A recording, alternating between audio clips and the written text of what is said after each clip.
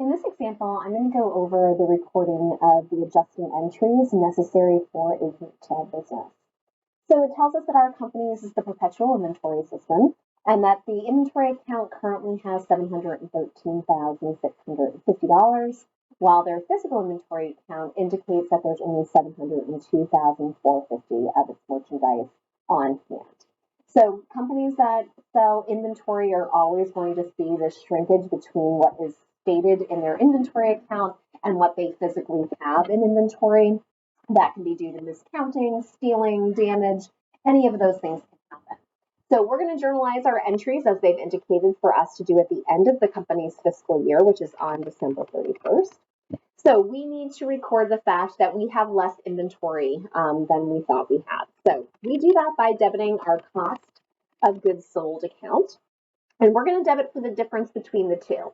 So again, we thought we had $713,650 in inventory, but in fact, we only had $702,450 in inventory when we went in and physically counted it.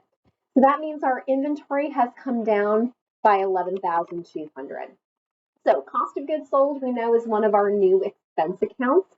It typically records how much of our inventory we've actually sold.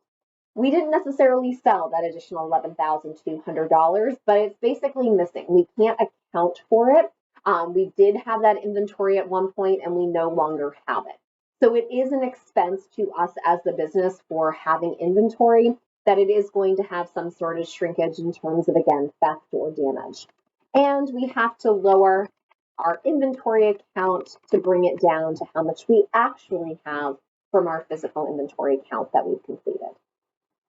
The next one said that sales refunds and allowances of $95,050 and merchandise returns of $46,450 are estimated for the current year's sales. So every company that allows customers to return inventory to them, they have to estimate how much they expect to have to give back to their customers in terms of the sales price of the item that they're getting back, and also estimate how much of their inventory they're going to take back in. So we're going to deal with the sales amount first. So our sales account, our revenue account, we're going to decrease by that $95,050. Technically, we have sold it, but we're expecting for some of that to come back and get refunded to our customers. So we have to be conservative under generally accepted accounting principles, GAAP. So we have to show our lower value of our revenue for that period of how much we think of those sales are actually going to get returned. And then we have to put a liability on our account. We have our customer refunds payable. We're going to owe our customers a refund of some sort. That could be cash.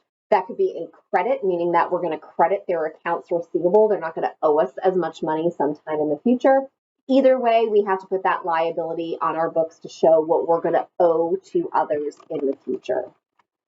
But we also expect to get something back. So we have our estimated returns inventory. We're estimating that we're going to get back $46,450 in our asset of inventory. And if we do, that means it's no longer sold. So we have to reduce our expense account of cost of goods sold.